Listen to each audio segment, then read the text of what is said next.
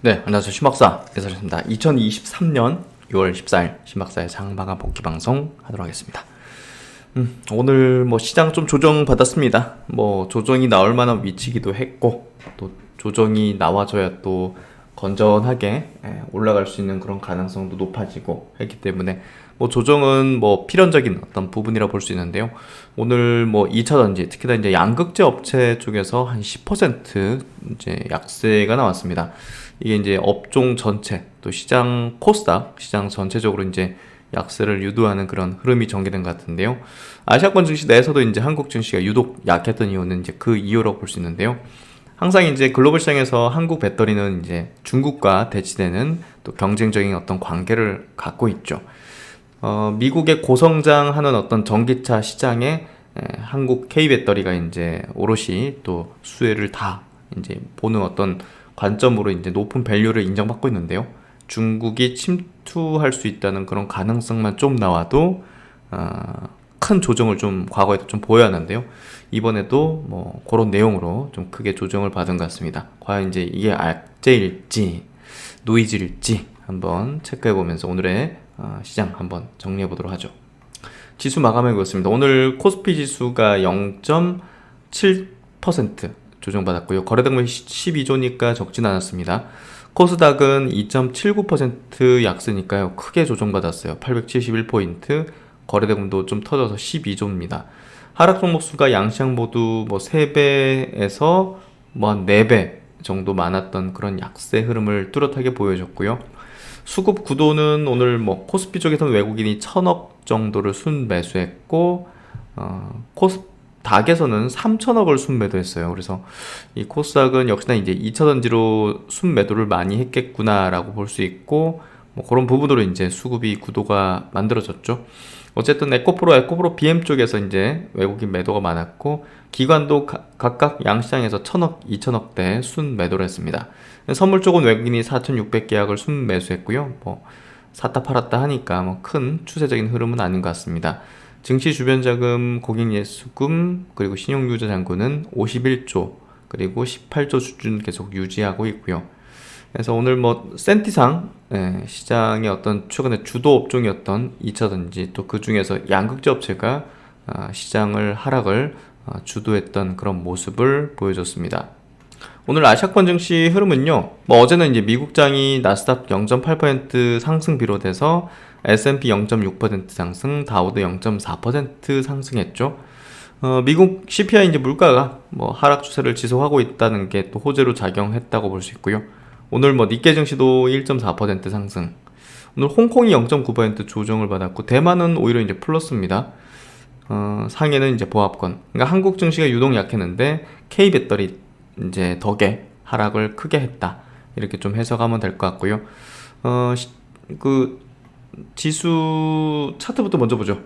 코스피 지수 차트는 여기 보시면 481 저항권을 받는 흐름으로 오늘 5일선을 좀 깨버렸거든요. 깬 채 마감을 했기 때문에 이제 두 가지 케이스라고 보시면 될 것 같아요.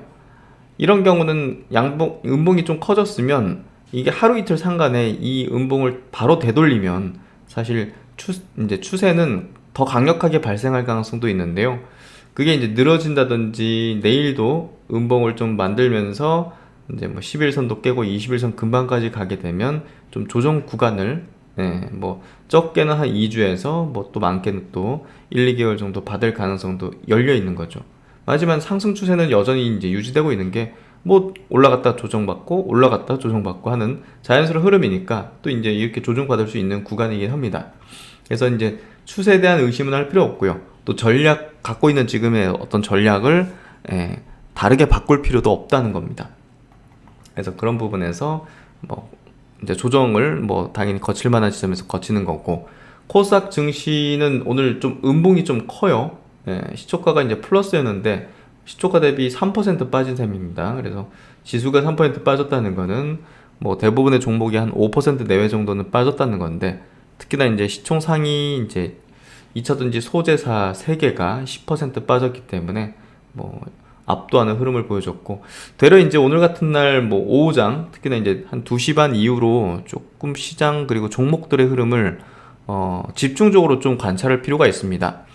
그래서 이제 그 가운데 뭘 발견하냐면 제가 이제 밴딩 멤버십도 이제 올려드리긴 했지만 저가 매수가 이제 빠르게 들어오는 종목들을 찾아내는 게 필요합니다. 그런 종목들은 시장이 이제 회복되고 돌아서는 흐름이 전개되면 이제 바로 이제 치고 달린다든지 회복력을 뭐 다른 종목은 막 2, 3% 회복하는데 그런 종목은 막 순식간에 한 5, 6% 내지는 막 많게는 또 10% 이렇게 급등하는 경우가 발생해요. 그래서 결국은 물이 빠지는 가운데 누가 발가벗고 있는지를 알 수 있다는 그런 것들이 결국 이제 이런 시장 급락 또 코스닥의 급락기에서 우리가 찾아낼 수 있다. 보다 더 강한 업종, 아니 보다 강한 종목을 찾아낼 수 있다. 그래서 오늘 양봉 전환됐다든지 밑꼬리를 길게 만들면서 쭉 오후에 끌어올린 종목들은 우리가 좀 주요하게 매수 대상으로 삼는 게 제가 볼 땐 효율적인 어떤 전략일 수 있습니다. 혹은 이제 오늘 뭐 변동성이 굉장히 작았던 뭐 작은 종목도 있잖아요. 이제 덩치가 좀 커가지고 그런 종목들은 뭐 엄청나게 빠지도 않았죠. 근데 뭐 굉장히 빠진 종목도 있단 말이에요. 그래서 그런 종목을 뭐 이런 이게 이제 일시적인 어떤 하락이라는 전제를 깐다면 그런 걸로 이제 일부 또 교체를 한다면 제가 볼 때는 시장이 회복이나 반등할 경우 수익률을 끌어올릴 수 있죠. 왜냐면 덜 떨어졌으니까 올라오는 것도 덜 올라오겠지만 급진적으로 이제 올라오니까 그런 쪽에서 또 수익률을 비중 조절 내지는 종목의 일부 어떤 뭐 교체 전략 이런 걸 통해서 이런 시장 급락기에 수익률을 좀 극대화시킬 수 있는 어떤 전략을 펼 수 있다는 거죠. 이런 구간. 그래서 이제 상승 추세니까 이런 얘기를 드릴 수 있는 거고요. 상승 추세 흐름을 타고 있으니까 이제 그런 얘기를 드릴 수 있는 거고 하락 추세일 때는 그런 얘기를 드릴 수가 없죠. 뭐 교체해라 뭐 이렇게 할 수는 없습니다. 다 같이 그냥 우르르 빠지기 때문에. 그래서 지금은 정배열의 구도를 보이고 있고 또 지수가 장기평 돌파했다는 거는 완연하게 이제 상승 추세로 돌아섰기 때문에 결국은 이제 정배의 흐름을 추세를 유지하려는 어떤 관성이 더 커진 셈이거든요. 그렇게 되면 또 조정은 짧고 또 상승은 길고 크고 하는 이런 어떤 반복적인 계단식 상승이 일어나기 때문에 결국은 이런 지수 급락기에 보다 더 이제 탄력적인 종목으로 교체하면서 계좌 수익률을 끌어올릴 수 있는 전략을 펼 수 있다는 거죠. 오늘 뭐 종목으로 이제 좀 보면요, 뭐 이런 종목이 있을 수 있죠. 2차전지 장비사 중에서 이제 TSI 같은 종목입니다. 되려 이제 오늘 같은 날 2차전지 막 다 폭락하는데 혼자 2%, 3% 가까이 이제 상승하고 기관도 오히려 12만 주 순매수를 하는 모습을 보였다는 거죠. 5일선 안 깨고 5일선 위에서 장중에 살짝 조정만 받았습니다. 분봉으로 보더라도 계속 지수나 이제 업종이 빠지니까 이게 지금 이제 5분봉 차트군요. 5분봉 차트인데요. 5분봉 차트 오늘자입니다. 올랐다가 쭉 빠졌다가 올랐다가 이런 식으로 지수가 빠지는데도 불구하고 누가 매수한다는 거죠. 저가로. 그럼 바로 돌리는 거죠. 지수 빠지니까 업종 빠지니까 같이 빠졌는데 누가 확 삽니다. 확 사는 거죠. 확 사고. 그래서 그만큼 이제 수급은 재료에 우선한다 라는 어떤 진리를 가지고서 우리가 접근해 볼 수 있는 그런 어떤 패턴 이런 것들을 발견하는 게 오늘 오후에 해야 되는 아주 이제 능동적인 투자자의 이제 자세가 될 겁니다. 그래서 뭐 TSI 추천드린다 이런 개념보다는 이런 케이스를 좀 우리가 좀 더 중요하게 봐야 되고 최근에 이제 제가 그 좀 분석을 해드렸던 KINX 같은 경우도 마찬가지입니다. 오늘 같은 날 플러스로 돌렸단 말이죠. 이런 것들이 매물대가 이렇게 있는 라인에서 가격대 라인에서 이렇게 플러스로 돌렸다는 거는 이 분봉으로 또 이제 보면 또 뚜렷하게 보여지는데요. 지수땡을 빠져도 듬성듬성 이렇게 매수세 들어오면서 돌려 세운 거죠. 그래서 이런 것들이 결국은 이런 종목들은 저가 매수가 탄탄하게 이제 있고 확인이 된 거죠. 그래서 그런 부분이 매우 중요한 어떤 뭐랄까 오후 장세였다고 볼 수 있을 것 같고요. 뭐 KRM 같은 이제 로봇 이제 관련주로 이제 분류되죠. 이것도 마찬가지로 9% 상승하면서 뭐 그런 어떤 흐름들을 확실히 좀 보여주는 모습을 띄었습니다. 파크시스템즈, 뭐 디어유, 효성 첨단 소재 이런 기업들도 플러스를 내면서 시장 회복 시 좋은 모습들을 보여줄 가능성을 내포하고 있다. 이렇게 좀 해석을 해볼 수 있을 것 같습니다. 그래서 결국 이제 오늘 같은 날이 결국은 저가 매수할 수 있는 종목을 빠르게 이제 명확하게 또 이제 발견하고 찾을 수 있는 그런 날이었다고 시장에서 이제 읽어내면 될 것 같고요. 그렇다면 이제 오늘 보시면 코스닥에서 에코프로비엠 10% 하락, 에코프로 10% 하락, LNF 9% 하락. 왜 이렇게 많이 빠졌느냐? 특히나 이제 에코프로비엠은 고공권에서 2중, 3중 고점 형태다 보니까 좀 부담이죠. 예. 그 몇 번에 이제 그 고점을 계속 형성하게 되면 이제 그게 매물화가 되기 때문에 그걸 돌파하기가 쉽지가 않아지는 거죠. 그래서 어쨌든 좋진 않은 어떤 패턴으로 좀 전개되는데, 한 텔레그램 채널에서 이제 있는 그 내용 한번 가져와 봤는데요. 일단 6월 13일자 미국 보도에 따르면 이걸 뭐 어떻게 읽어야 될까요? 고션이라고 해야 될까요? 네. 이 중국의 한 양극재 이제 음극재 소재 회사 이제 공장을 승인하고 주정부의 보조금을 확보하였다는 보도가 있었다. 이로 인해 미국의 중국 배터리 공급망 배제 강도가 약해지는 것에 대한 우려가 강해지면서 특히 이제 국내 양극재 종목 위주로 크게 하락을 하고 있다. 이 회사는 미국 미시간에 건설하고 있는 양극재 생산 시설은 LFP 배터리용 양극재이며 23년부터 28년까지 6년간 북미 고객사에게 납품할 예정이다. 지금 이제 LFP를 이제 받을 수 있는 게 한국에서는 지금 공급을 못 하잖아요. 뭐 개발이 안 됐으니까. 그래서 이제 이거를 굉장히 좀 뭐 한국에 이제 NCM 계열 이제 삼원계 양극재 뭐 문제가 생겼다 뭐 이런 어떤 뭐 얘기들이 좀 퍼진 것 같아요. 그러면서 이제 상당히 과도하게 관련주들이 이제 하락으로 좀 연결됐던 것 같은데, 중국의 공급망 배제 약화 문제를 떠나서 어쨌든 그 이 부분보다는요, LFP를 공급받을 수가 없잖아요. 한국에서. 예, 그 부분에서 이제 중국의 선택을 할 수밖에 없는 그 상황으로 좀 인식하는 게 제가 맞지 않을까 생각이 됩니다.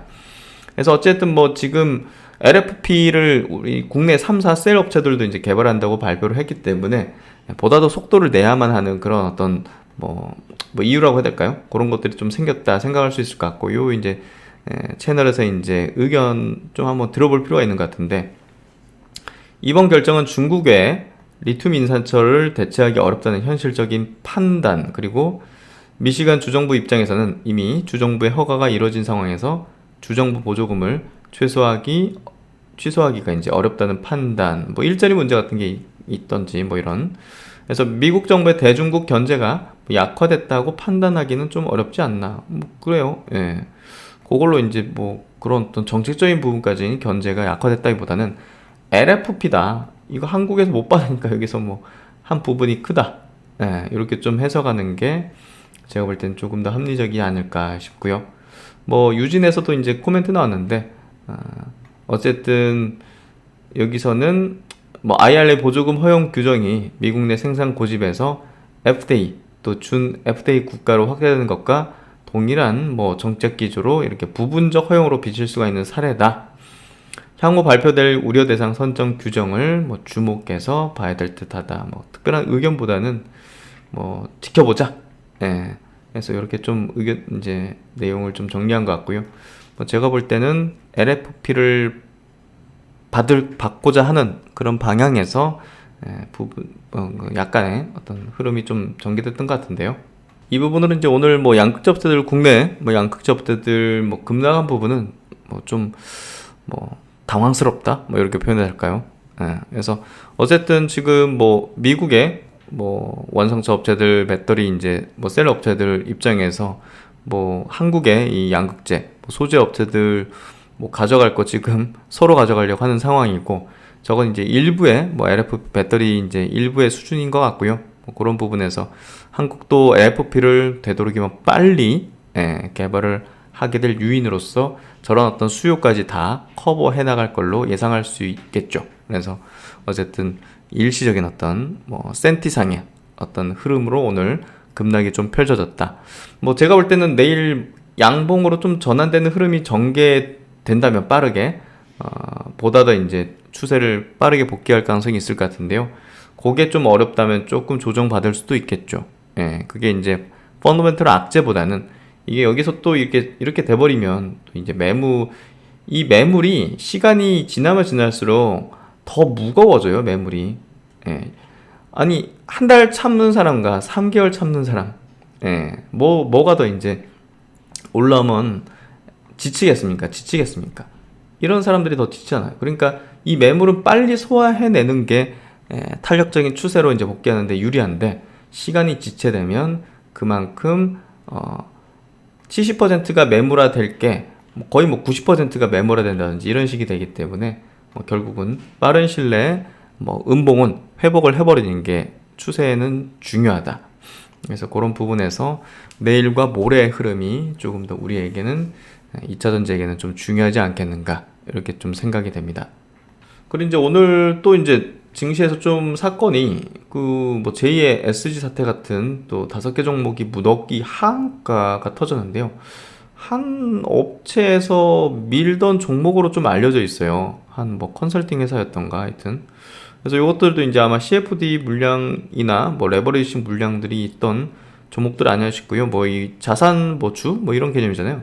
PBR이 0.2 이런 식의 종목들. 이렇게 이제 작전을 이런 식으로 많이 하는 것 같아요. 거래도 없고 자산 가치는 높고 하니까 그냥 이런 것들 좀 끌어올리는 거, 큰 돈 들지도 않고 초기에는 이제 쉽게 좀 이제 컨트롤 가능하고 대주주만 안 팔면 큰 문제는 없이 스무스하게 올릴 수 있는 그런 종목을 타겟팅으로 많이 이제 작업들을 했던 것 같아요. 그런 것들이 이제 어떤 시점에서는 급락으로 이제 연출되기 때문에 이런 것도 이제 개인 투자자들의 어떤 투심에 좀 안 좋은 영향을 미친 거죠. 그래서 좀 아쉽지만 오늘 좀 복합적으로 많이 발생된 것 같아요. 이런 것도 있고, 이제 중국 배터리 문제도 있었고, 그래서 여러 가지 어떤 내용들이, 그럼에도 불구하고 오늘 포스코홀딩스는 리튬 이제 관련된 내용들 좋게 나오면서 시세가 이제 오늘 그래도 이제 좋은 어떤 흐름으로 좀 전개됐던 것 같은데요. 포스코홀딩스의 미래 핵심 사업 중 하나인 리튬 사업이 기재기를 켜고 있다. 연말 리튬 공장의 시운전을 앞둔 가운데 리튬 가격이 오르면서 실적 기대감이 커지고 있다. 여기에 포스코홀딩스의 리튬 염호가 있는 아르헨티나가 미국 인플레이션 감축법의 혜택을 볼 가능성이 커지면서 수혜가 예상되고 있다. 일단은 수산화 리튬 공장 준공을 지금 오는 10월 앞두고 있는데요. 사실 이제 어제도 이제 코엑스에 이제 글로벌 소부장 업체들 이제 세미나 하는데 이제 갔었는데, 포스코 퓨처엠 연구소장님 나오셔가지고 발표했는데 되게 의미가 컸던 것 같고요. 그만큼 이제 포스코 그룹이 이제 제가 볼 때는 거의 5년 내로 이제 글로벌 2차전지 소재 1위 회사로 명확히 포지션이 될 거라는 어떤 판단이 들 정도의 개발 방향에 대한 포부와 또 확실한 차세대 또 기술에 대한 어떤 방향, 내재화 이런 것들이 굉장히 의미가 컸던 것 같고, 완전히 이제 포스코 그룹이 어떻게 보면 굉장히 조직이 경직돼 있는 그룹사였는데도 불구하고 이렇게 사업 구조를 완전히 틀어버리는 거를 퍼포먼스 있게 만들어내고 과감하게 이렇게 또 염호까지 순식간에 인수하셨던 이유가 참 대단한 것 같은데요. 그 중에 하나 이유로 개인적으로 좀 생각해 보자면, 대우 인터내셔널 인수하면서 글로벌 시장에 돌아다니면서 이제 상사맨들이 이런 것들을 조금 더 사업적으로 많이 이제 인식하지 않았나, 그런 것들이 그룹에서 어느 정도 좀 힘을 받고 또 받아들여지고 채택이 되면서 이렇게 좀 된 게 아니었을까 하는 추정을 좀 해봅니다. 그만큼 포스코 그룹은 앞으로 이제 2차전지 소재사로서 글로벌 넘버원 회사로 자리매김하게 될 걸로 예상해 볼 수 있을 것 같고요. 그만큼 광물을 쥐고 있는 회사가 앞으로 10년의 2차전지를 지배하게 된다라는 생각을 해볼 수 있는 포스코 그룹의 이제 역량을 좀 알 수 있는 부분인 것 같습니다. 어쨌든 하얀 석유 리튬을 쥐고 있는 포스코 그룹에 대해서는 장기적으로 가장 투자 가치가 높은 기업 중에 하나다, 이렇게 좀 볼 수 있고, 포스코홀딩스, 포스코 퓨처엠이 더 낫죠. 그래서 그런 쪽으로 한번 계속 장기적으로 보셔도 좋을 것 같습니다. 오늘 외국인기관 동시 순매수 쪽 보면요, 코스피 쪽에서는 포스코 홀딩스가 680억 순매수, 외국인이 모처럼 샀네요. 예, 현대차가 이제 350억. 금양이 이제 올라와 있는데 커버하진 않는 종목이고, 롯데케미칼 200억대. 오늘 뭐 수급은 크진 않았기 때문에 크게 이제 의미를 좀 지니긴 좀 어려울 것 같고요.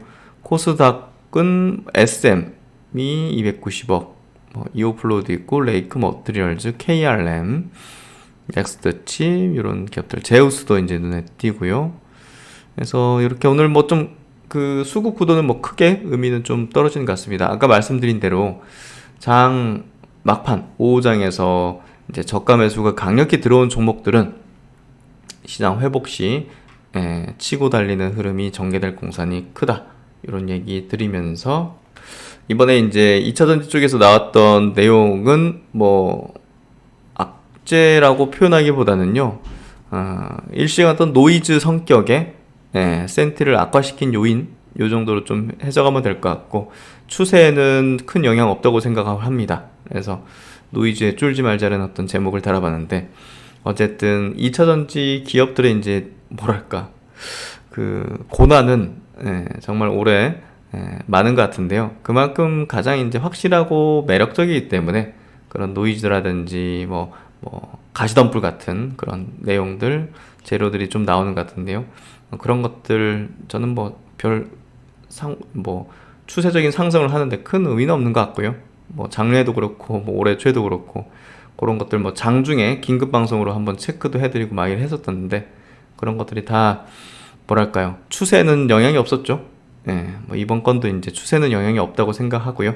그런 부분에서 전략적인 부분을 하반기까지 계속 고수하는 게 저는 유리하다고 생각합니다. 네, 오늘 수고 많으셨고요. 신박사는 또 다음 시간에 좋은 내용으로 뵙도록 하겠습니다. 감사합니다.